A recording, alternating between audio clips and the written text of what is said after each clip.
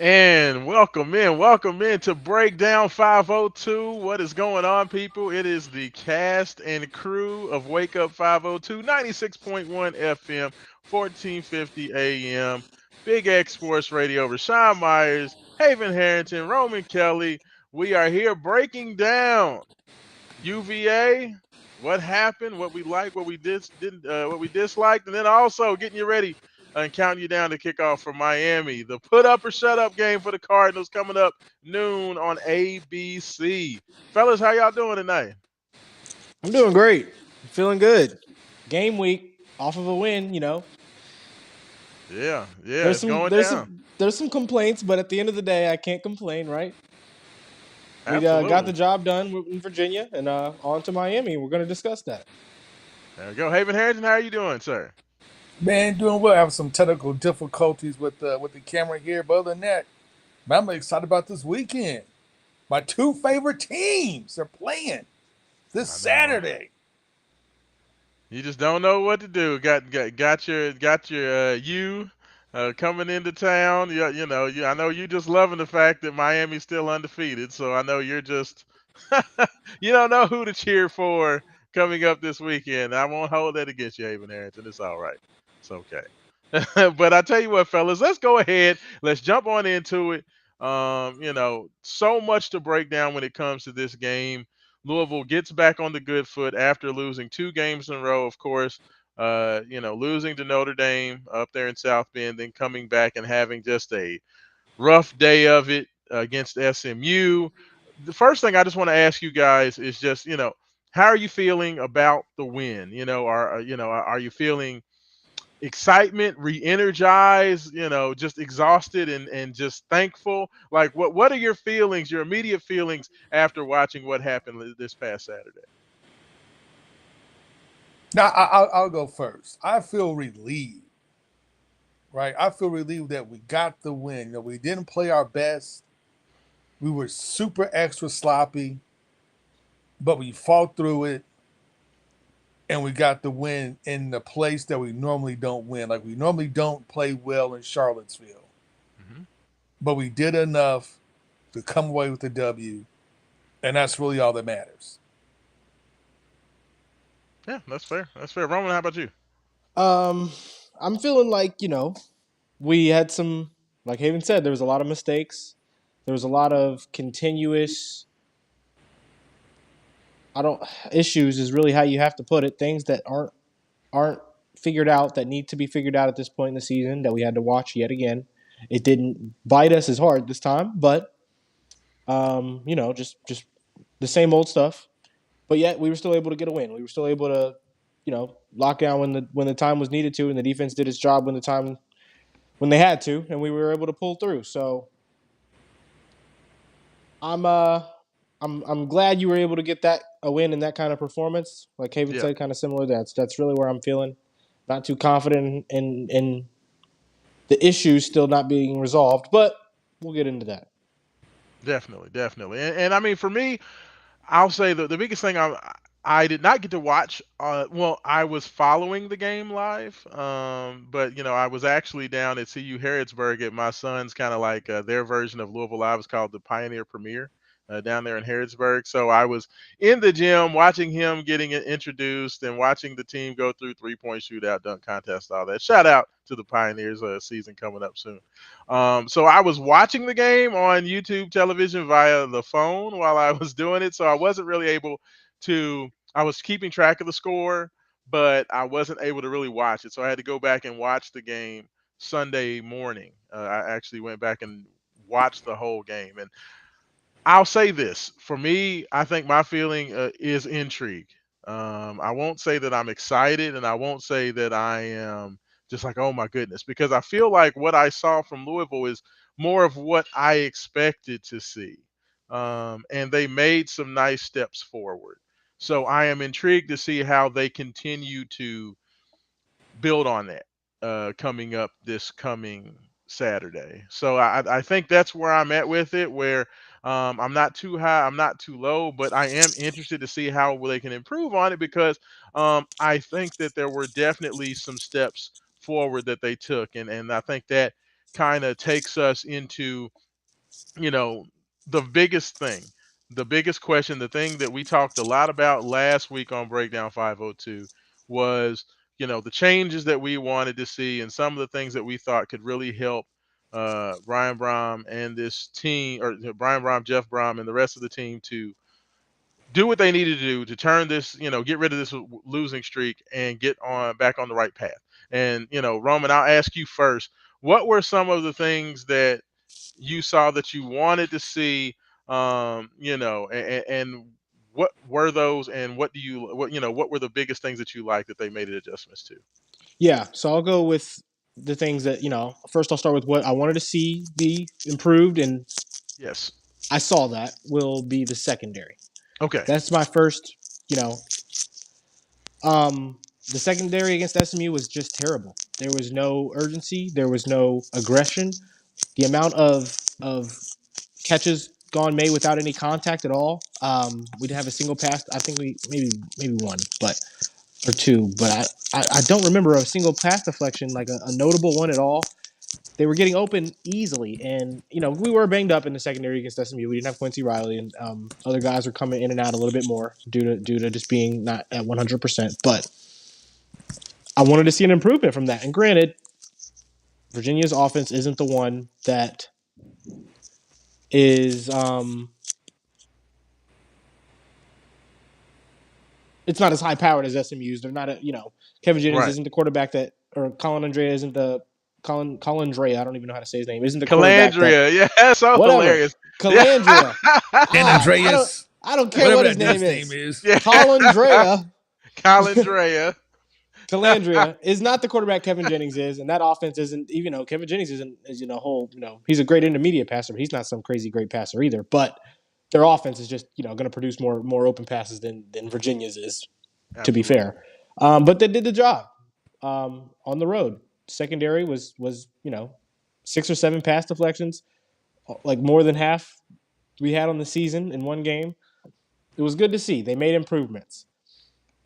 What I wanted to see another improvement was the next level in the linebackers.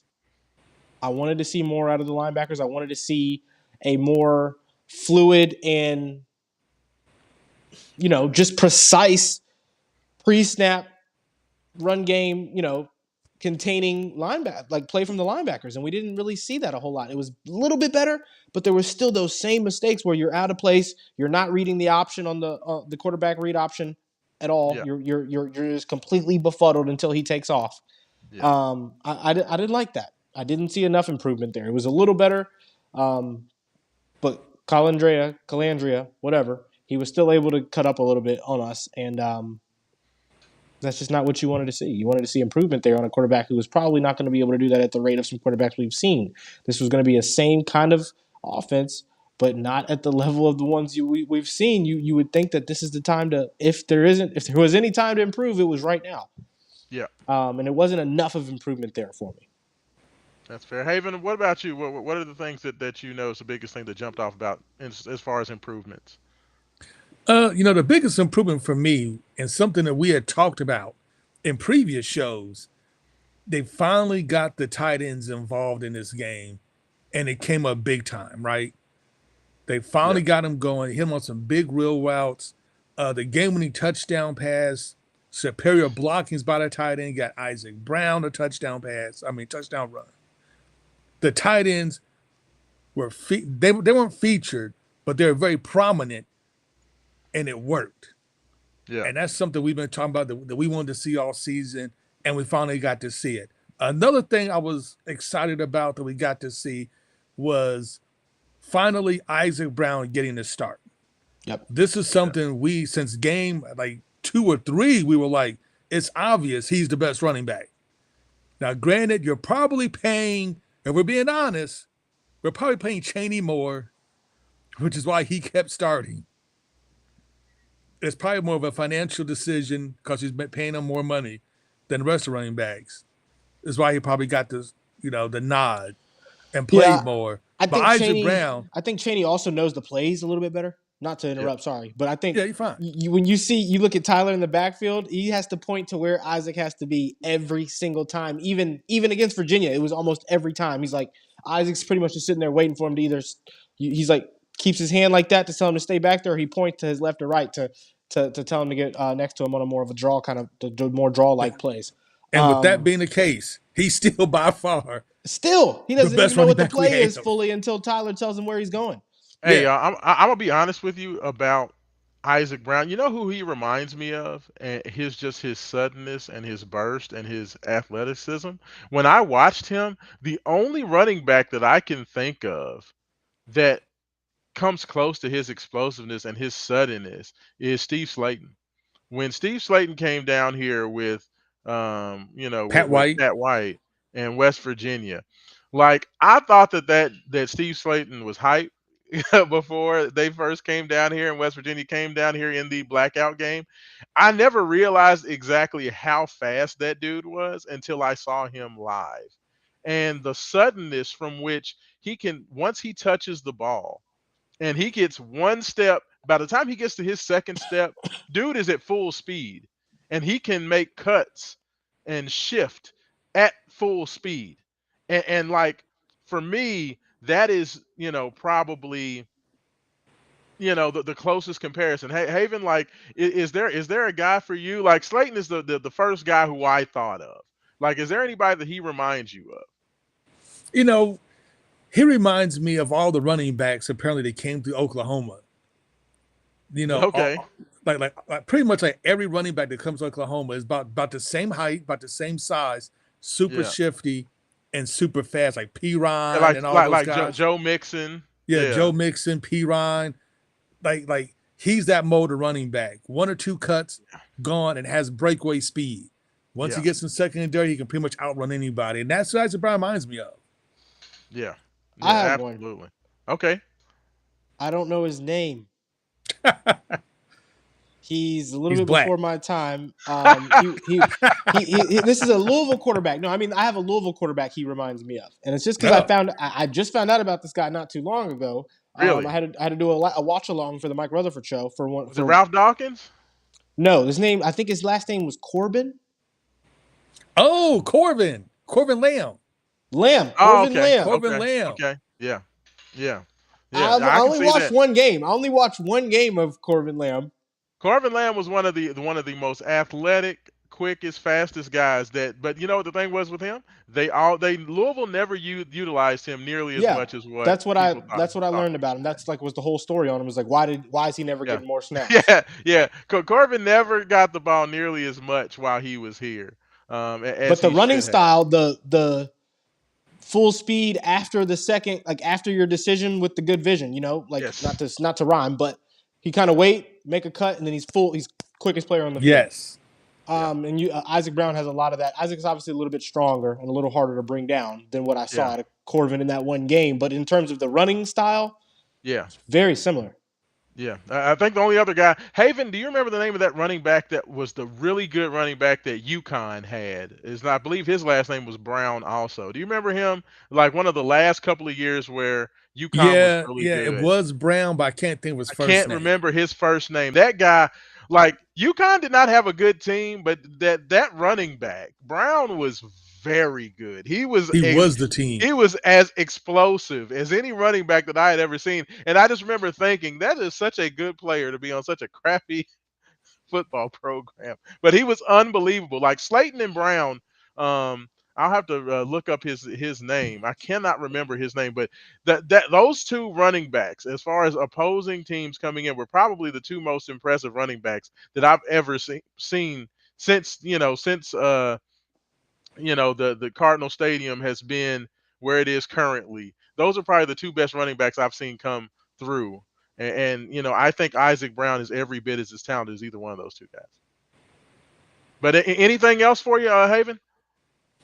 As far as things that kind of stood out to me positively, those are two positive things that stood out to me. Yeah, You finally utilized the tight ends. We finally started Isaac Brown.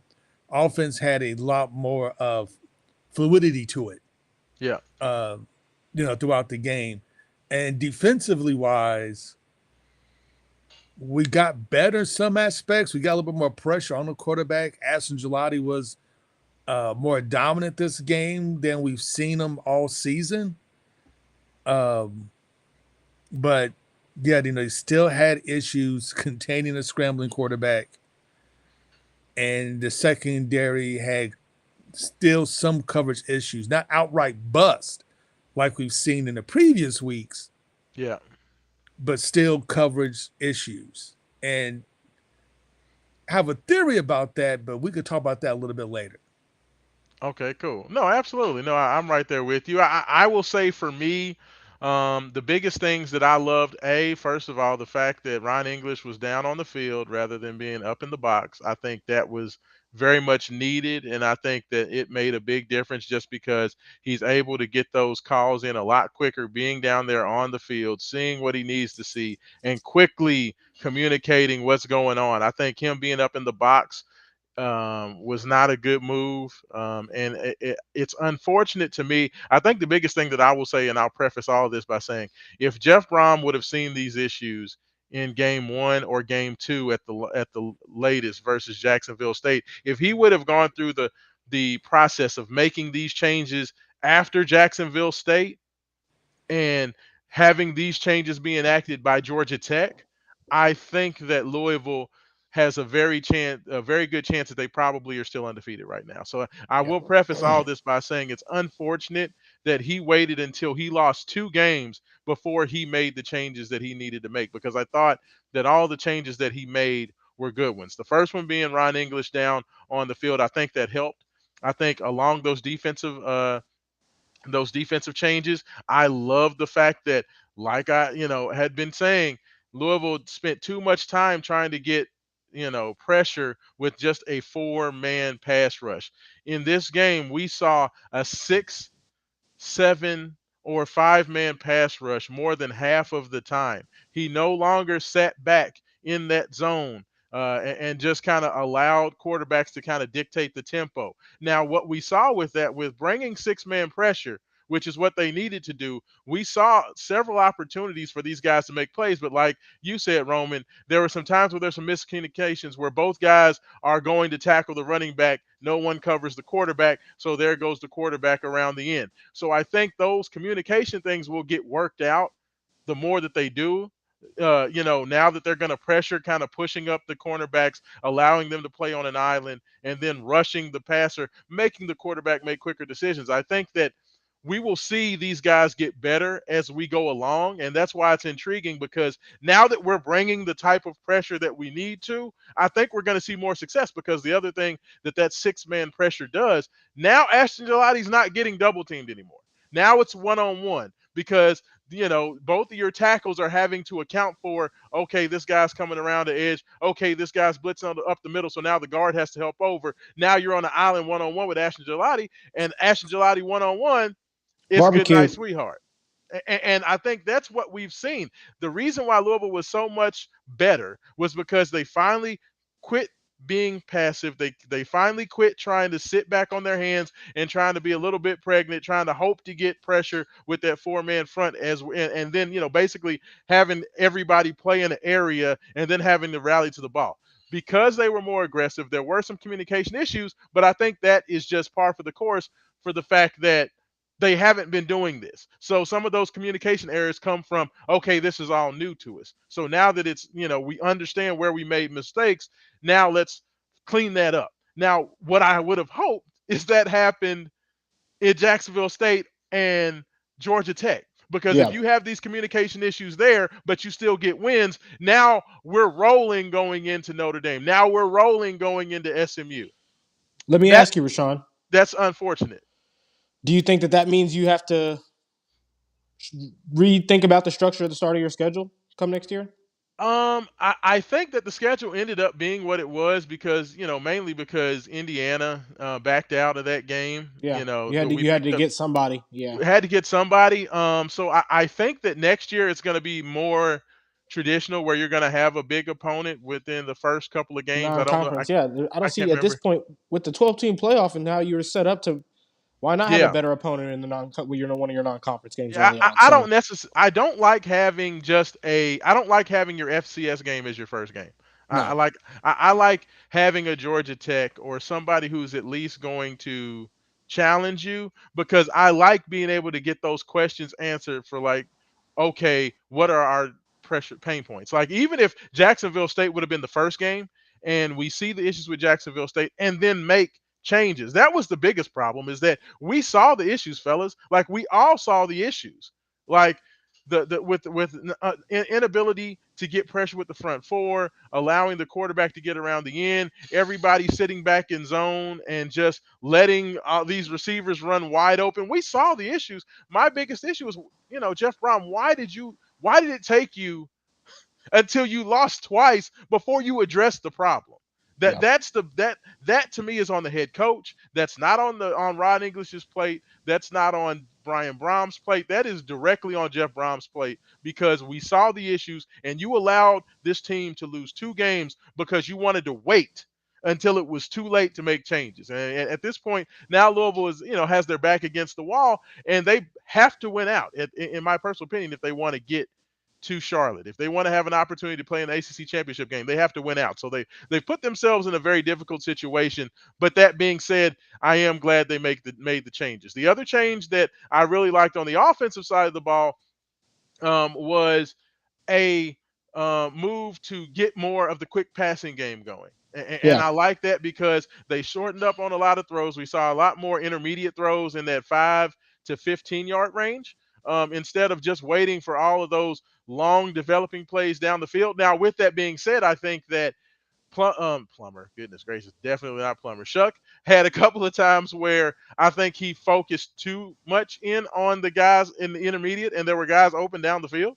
Missed a Like couple. Yeah, Chris Bell was wide open on for a one, and touchdown on one. Yeah, I think Jamari Johnson was wide open on one, and he missed him because he was so focused in on the quick pass, and he really didn't have to. Like the pressure wasn't there, but you could tell that there was emphasis put on the quick passing game and getting the ball out quicker. So like those were the two biggest adjustments that I thought needed to be made in terms of the pressure defensively and the quick passing game offensively. It just frustrates me that this didn't happen at Jacksonville State and at home versus Georgia Tech. If yeah, that would have happened, I think we're yeah. having a much bigger conversation right now. So that's where I'm at with it. But so with that being said, um, let me just ask you guys this before we look forward to Miami and start that breakdown. Let me just ask you, how are you feeling right now? Just before we talk about specifically Miami, after seeing the changes, after seeing the adjustments, what are your feelings about this football team? I feel like everybody was kind of like, okay, we've lost two in a row. I'm about ready to scrap the season and start Yeah. talking basketball. Like, are you still there or are you still in on this football team, Roman? Where are you at with it? I wasn't as far in that deep as a lot of people, as a lot of the fans got, for Yeah. the main fact that our losses were on us. Yes. They weren't on opponent being this, that more than us. They were on things that were in our control, whether it was the Absolutely. Notre Dame mistakes or the the play calling on both, the lack of urgency on SMU when you needed it even more following a game like Notre Dame, right? Yeah. There's just lots of different things we could have pinpointed, but they were all things that are fixable. Granted, Yes. they needed to be addressed 4 weeks ago, three and a half, 3 weeks ago for sure. They should have been addressed, and they are still fixable though. They improved last week. Yes. Yes. Um, So improve them more, lock in on the things that worked and make fine tune those things and have them work not flawlessly, but as well as you possibly can. Okay. Defensively is more so one of the things I'm getting at here because what I'm going to get at offensively is I feel like offensively, we know where we're the best at in every category now. You know your weapons. You know where they make their best plays on the field. You know the types of play calls that have gained us momentum and haven't, right? Hmm. Hmm.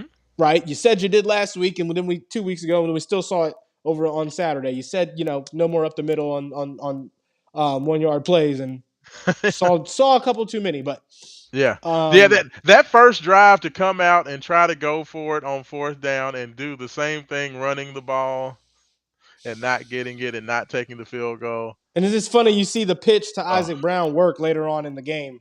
You yeah. know, like I just some of the decisions, the timing of some decisions, just it just has been off this year. But that's Kick the part of it. field goal, bro. Kick the That's part field of it. goal. Yeah, your track record has shown take the field goal. You're on the Yeah, road, especially take the points. yeah, As much please. as I think that was a go for it situation, That's because you come from the Madden generation. Yeah, you come from the generation playing Madden where y'all don't ever punt the damn ball and you always go for it every time. Like all this analytic stuff is born out of like video game players, in it my is. personal opinion. It's people my age. It's people my age getting into these Yes. jobs finally Hey, now. because Roman, let me tell you something. On Madden, people hated me because I always took the points. If I got stopped on fourth down, I would kick the field goals, and they were like, "No one kicks field goals on this game." It's like I absolutely kick field goals, and guess what, Roman? I won a whole lot more than I lost. I Haven don't. Harris, I don't.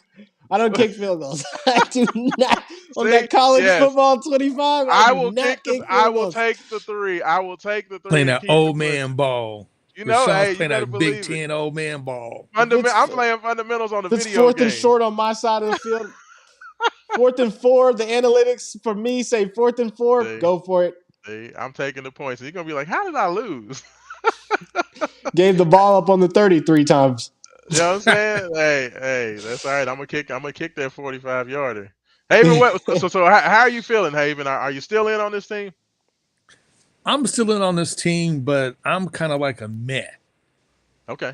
at the This moment. game didn't do nothing for you. No, it really didn't because we fixed a lot of things, but a lot of issues, like a lot of sloppiness that we've seen since we started playing better competition has shown itself, Yeah. right? Um, so that's kind of worrisome. Um, it's still a team with a lot of talent, but we still haven't figured out how to use the talent and then put everything together. Which you're going into almost your seventh week of the season almost, and all this should have been cleared up weeks ago, Yeah.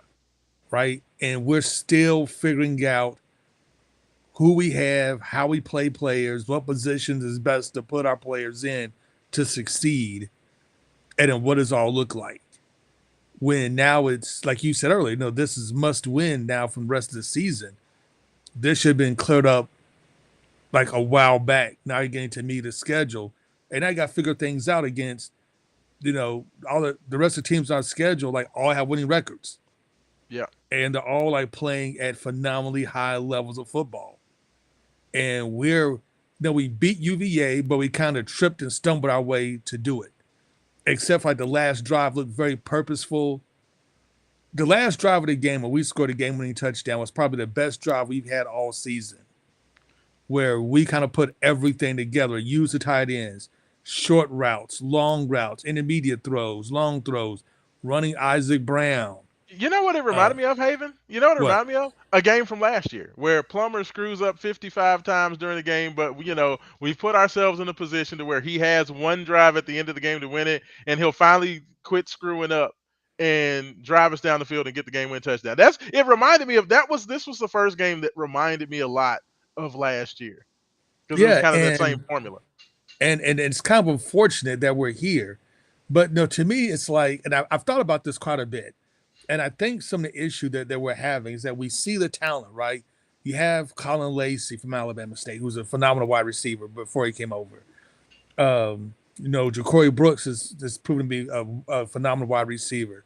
We have a stable of running backs that everybody will be jealous of, especially all our fresh running backs, whether it's Duke Watson or Isaac Brown or Keywan Brown, guys who are just ballers, right? We have all this talent. We return all this talent on defense.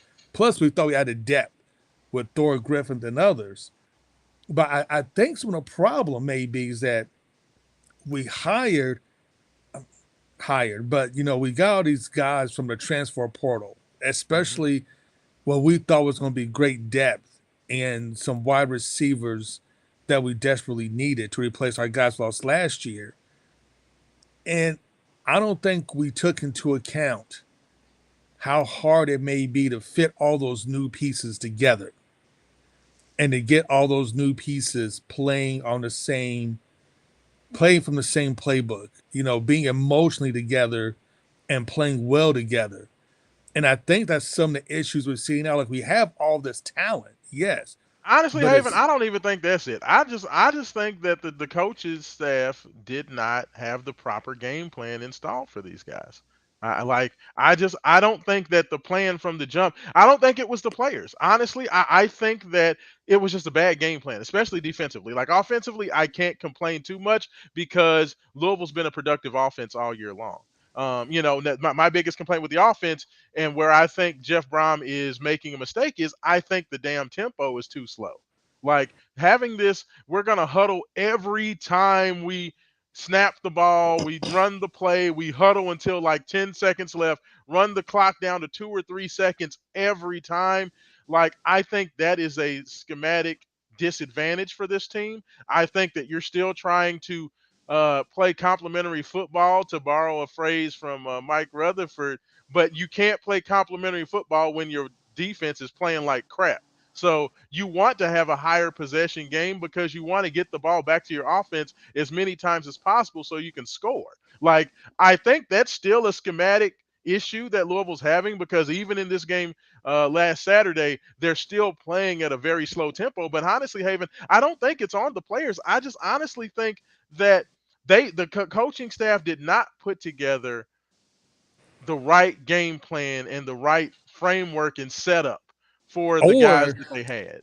or they had the game plan for the guys they thought they had, and the guys they thought they had wasn't what they wanted.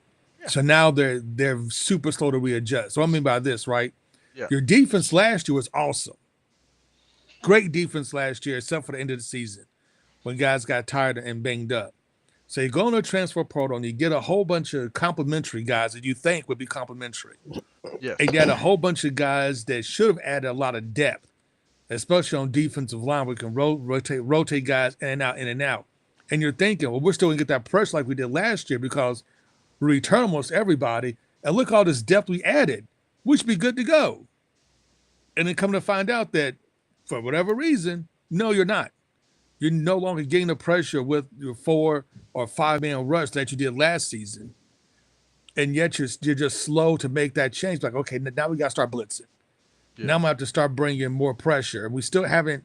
We've kind of done it, but we still haven't made that adjustment to I think what we thought we was going to get.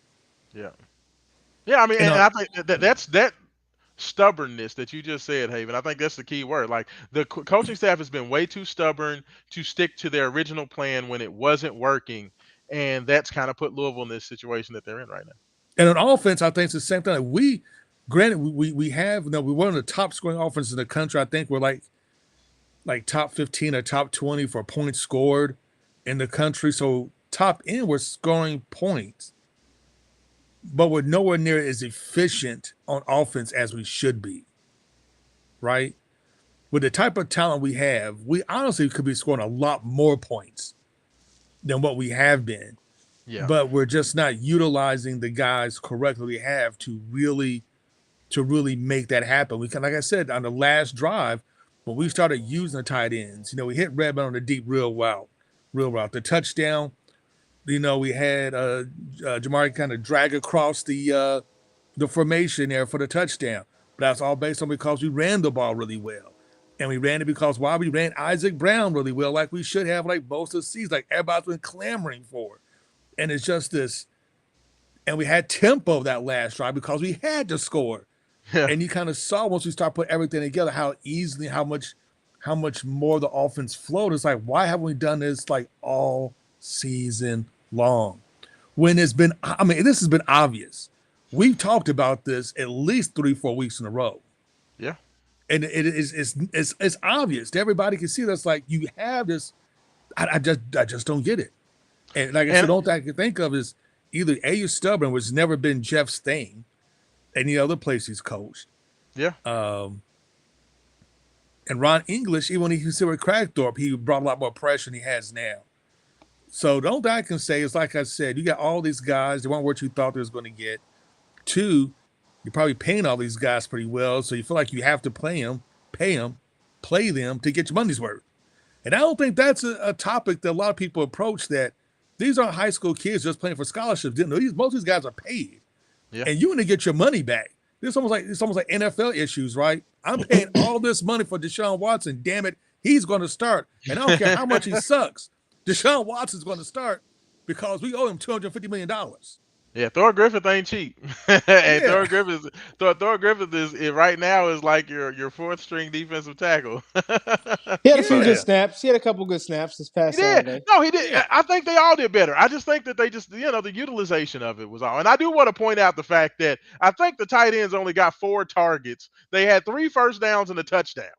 Like, what are we doing? I Jam- don't understand why the tight ends don't get more love, Jamari man. Johnson, I believe, I know on the block for the pitch, but I believe on both of Isaac Brown's touchdowns, Jamari Johnson was the He lead was. block that He was opened it the up for linchpin. So it's like, Jamari Johnson is a monster. why are He you is not a getting them monster. involved in the run game too? I Like, don't know. I don't get it. Like, these are questions that we have, but you know what? That is why the one blessing that Louisville has right now is that a lot of conversation coming into the year was we don't think that an ACC team can make the playoff with 2 losses. And I think that honestly, because the teams that Louisville has left on their schedule have played so well, Louisville has a very interesting opportunity in front of them. That if they could just find a way to get on a run, get hot, they could write a hell of a story to the end of this game.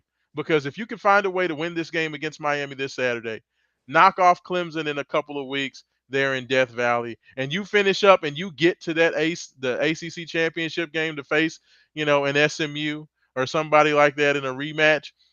I think that Louisville would have the resume because of the teams that they have and how well this schedule has played Oh man, out. most definitely because They would have an opportunity. to Pitt was go Pitt win or 4-1 lose, until we beat them. to go I mean, not even Pitt. with I the mean, loss. You're saying?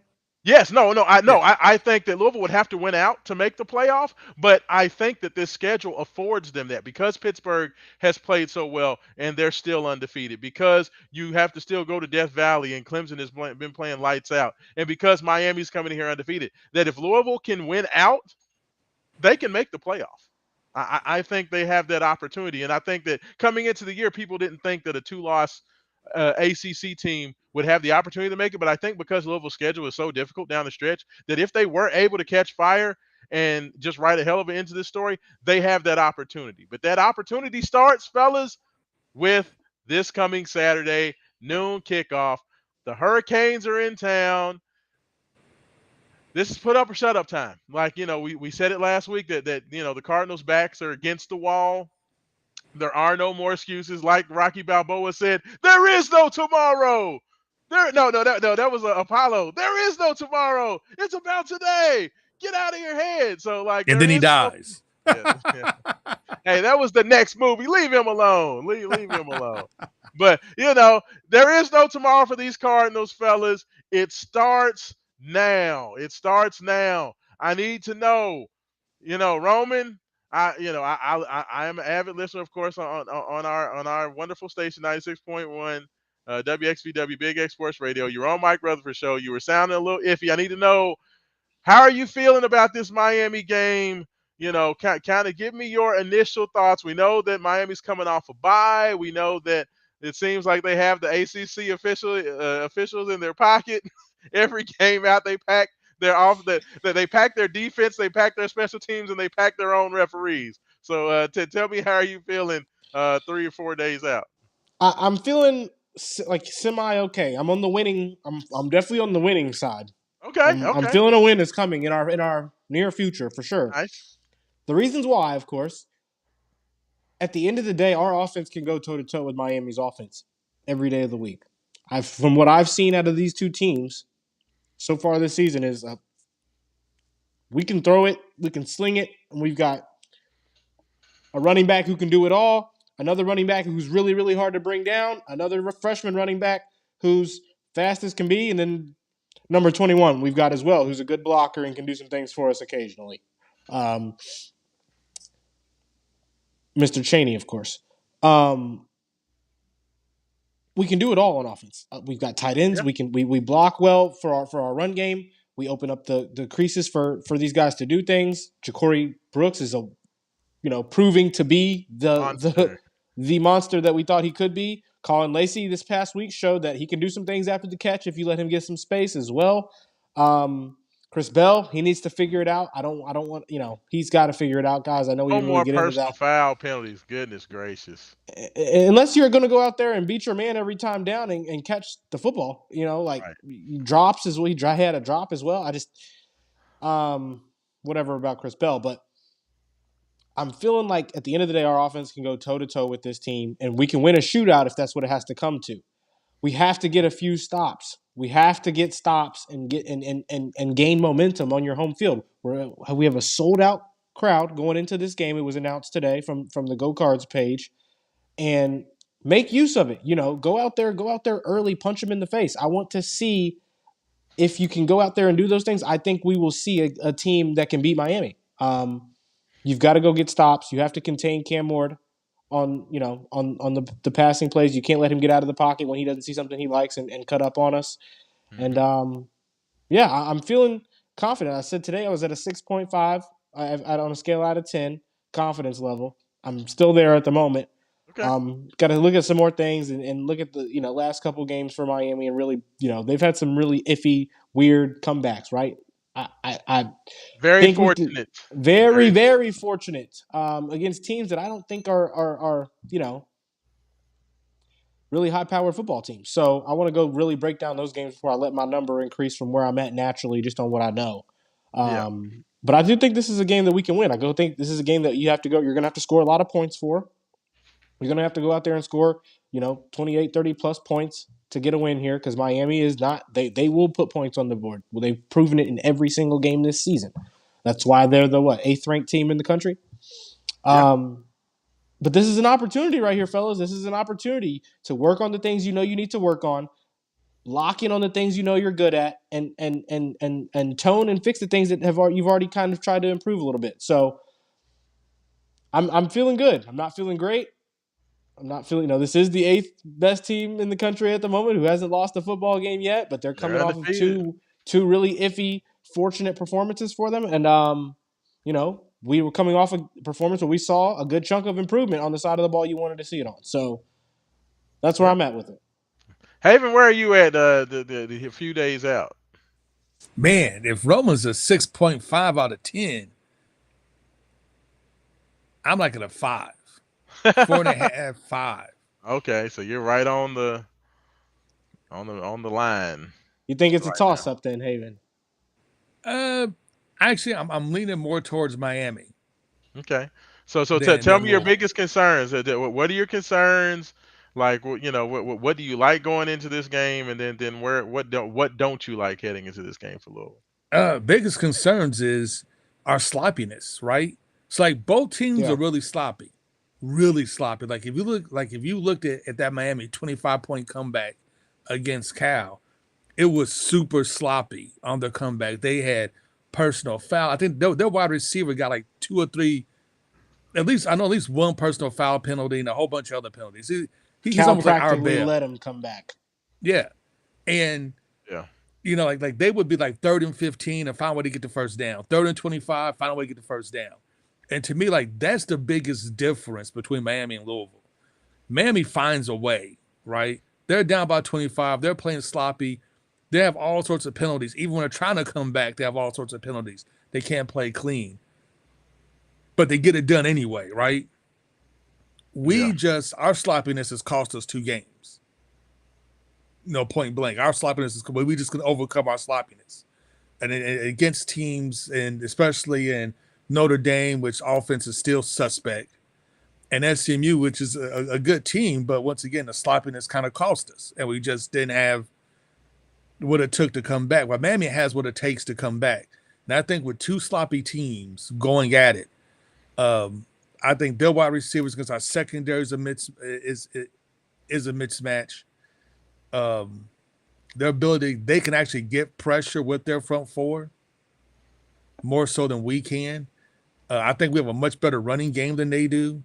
Quarterbacks, I would give Miami the nod at quarterback, as well as Shuck is playing. Slightly.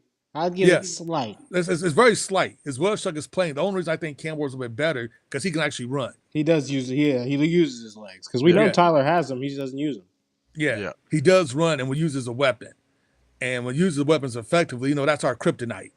There's any quarterback that can run. Now you got a guy who could throw it and has some weapons on the outside, and our secondary has kind of struggled a little bit this season. Yeah, it's not the best matchup, but once again, you're playing at home. Everybody's going to be excited. The crowd's going to be into it. At home, Jeff seems to coach a slightly better against big teams than he does on the road so far, as we've seen since he's been here. I think they found some things with the tight end that they can use and definitely exploit Miami. But we're going to have to outscore Miami because I don't think our defense is going to hold them less than 25 points. So we're going to have to outscore them. And to Yeah. me, it's going to come down to who can overcome their mistakes the most. And so far this season, Miami has overcome their mistakes more than we've overcome our mistakes. Also got them. They've gotten some help, but They've got, and we haven't got that help. you're More right. We've gotten importantly, the opposite. We've yeah, gotten screwed yeah, over. yeah. Yeah. We've got the opposite of help. Miami's gotten the help. Yeah, Virginia Tech, Miami should have 2 losses in conference. Okay, let's keep it real. Like they should have lost to Virginia Tech. They should have lost to California. But it's kind of like that meme of Shawn Michaels kicking who was that, Kurt Angle, and then just rolling Triple H over on top of him. Like it's been some of that, like with the Well, ACC you know what, officiating. I'm gonna say this. Yeah, there's a one bad penalty in the Cal game, but if we're honest, when Miami was trying to make their comeback, they had personal foul penalties, holding penalties, false starts. I mean, Yeah, they tried to shoot themselves in the foot multiple Same way times. with the last drive or the second to last yeah, drive against Virginia Tech. yeah. Yeah, Same exact I thing. A mean, couple they penalties, tried to sloppy play calls. yeah they tried to shoot themselves in the foot, but yeah. yet they still found a way to And keep the big going and reason, score. and let me tell you something. One of the big reasons why is A, because Miami has a tremendous amount of talent, and B, because these teams did exactly the same thing that Ron English did against Virginia. And let me tell you guys something. If you go back and you watch that Virginia game, Louisville's defense, after giving up the touchdown drive on the first drive of the game, did a much better job of being very aggressive, sending pressure, and not allowing Calandria to be uncomfortable or to get comfortable. There was a moment about midway through the third quarter, even almost the end of the third quarter, about maybe the 6 minute mark, where Louisville's defense is playing well. They had just gotten a sack on Calandria. It was 2nd and 20, I believe, was the down and distance. 2nd and 20, and Louisville's defense, which had been aggressive all afternoon, goes into that prevent shell defense to where they're only going to rush 4. We're going to drop 7, and we go into that terrible ass zone that we don't play well. And as soon as Louisville made that adjustment, they went to the shell. They give up 18 yards on third down or on second down. They give up another 7 or 8 yards on third down. So now you go from being able to get off the field, big momentum shift, and it goes from 17-7 to maybe 24-7. And Louisville is having a great old time in Charlottesville. And instead, Louisville backed off the gas, went into that prevent, and now we're turn around and looking, it's 2017 and we're losing to Virginia and needing that game-winning drive to put it together. They cannot take their foot off the gas against Miami. If Louisville's defense comes out and they play well, and how about this, fellas? How about the defense not wait to give up the score before they get aggressive? Can we Did you hear come me? out with energy? Did you hear me talk about that earlier yesterday Yes, on the show? Yeah, yes. Can we get some energy? Like, why do we look like we are tired at the start of every game? Like, why? it's Why do we crazy. look like we don't know what the other team's going to do until they score a touchdown? And they do the same. And every team has done exactly the same thing. They go hurry up and they run the Yes, quarterback without a quarterback yes. draws, and he just barks down the field on us. Immediately. Like, and Our we, first down defense has been terrible.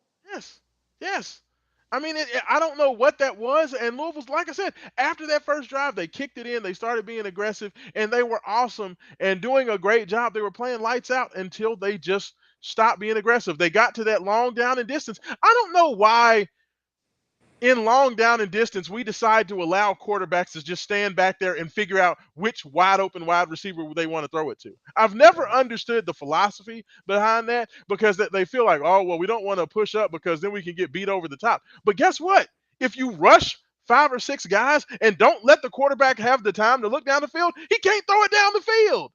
Like, I don't understand that part of it. So I think that's going to be the biggest thing, fellas, for me coming into the game on this Saturday. And I am excited about the game. If I was to put a number on it, I'd be about where you are, Roman, about 6.5. Because I do believe in big game Jeff. I believe in what this Louisville team can do. I believe in the talent of this team. I think that Louisville has everything that they need to win. And the biggest thing that Cam Ward has shown me in both the Virginia Tech game and the California game is if you get pressure into his face, he will throw interceptions.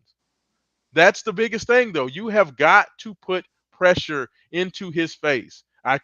You cannot sit back in the zone against Cam Ward He's because not if a you very do, tall guy. You got to get in front of him. got to get into his face. You have to rush it. You have to make him uncomfortable, but you have to do it under control because you cannot allow him to get out the backside. Because, like Haven said, he will run that ball and he will make you pay. But if Louisville can go out there, play aggressively, they have the offense to be able to win. I mean, Tyler Barron is a problem. We know it because we had him here before we threw him out. Ruben Bain is a problem.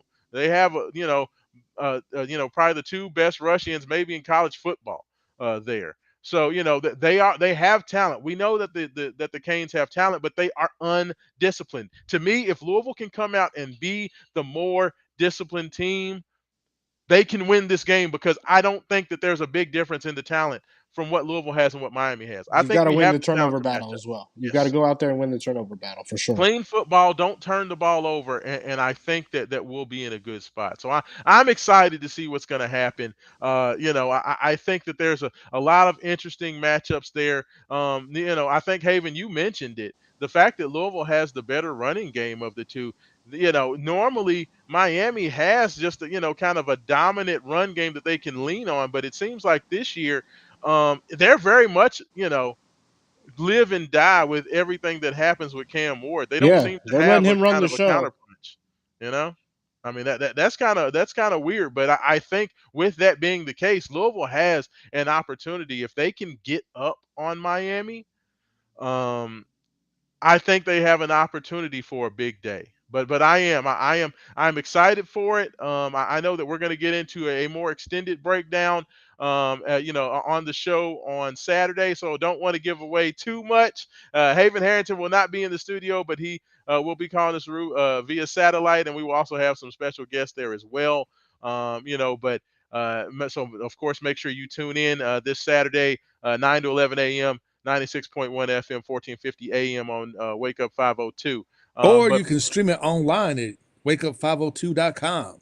there you go, online as well. So, fellas, do you all have any parting words for the team? It doesn't matter whether it's looking back or moving forward. What are the words of the wisdom that you want to give the folks on this Tuesday night as they prepare and get ready for what's going down on Saturday?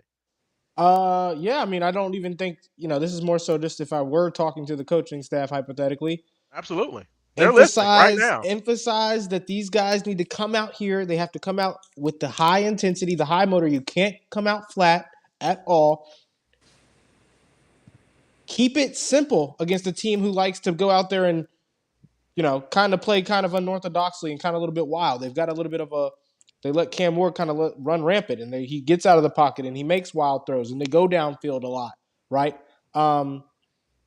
If you can be, cool, calm, collected, and controlled, and you keep your defense organized, you can take the ball from this kid. And I'd like to see that. I would like to, we have a Facebook messenger here chiming in, letting us know they want to see Brom run some trick plays and some razzle dazzle. I'm right there Absolutely, with you. good call. This is that Good time call. of year. I want to see some, fake screens, open up a wide receiver. Let me see a little wheel, get somebody open downfield, wide open. unexpectedly, something you haven't ran all year. Because I know there's plays in that book that we haven't seen. You haven't run anything. So I just like to see that. Be different this week. Go out there and do some things you haven't done offensively. Shake some things up. Don't be predictable offensively. Give Isaac Brown the football. If you're gonna Please. play Duke Watson, play him. He's the second. He might be the highest top end speed back in the room. I'm not gonna Yeah. say he's the quickest because I haven't seen him enough, but full out top end speed, he might be the fastest. Yeah. Give him the rock. Let him see it. If you're not gonna play Kiwan, Cheney's shown you he can't. There's only a couple types of things he can do out there. You're gonna let Isaac do the rest. If you're gonna play Duke, let's see Duke do some of those things too because he's one of the faster guys on that roster. So shake some things up. Don't be predictable. Defense, come out organized, come out aggressive, come out, Ron English, keep it simple, a little bit more simple like you did for him this time. And rush came more, get in his face. Rush 5, rush 6. Um, Never rush less than 5, please, actually. Yeah, agreed. Agreed. If you at least if you rush five, then that means that nobody gets double teamed. So I would like that, and I think that if you do that, then guys like Tramel Logan and Ashton Gelati have an opportunity to make some big plays. And it was wonderful to get Des Tail back for the last game. I think that him being back on the defensive line really helped against UVA, and we need all hands on deck to be able to make that happen. Haven, you got some parting words of wisdom before we get out of here? You put yourself on mute, by the way. There you go. There we go. Yeah, very simple. Blitz coming out the tunnel. Yeah. Yes.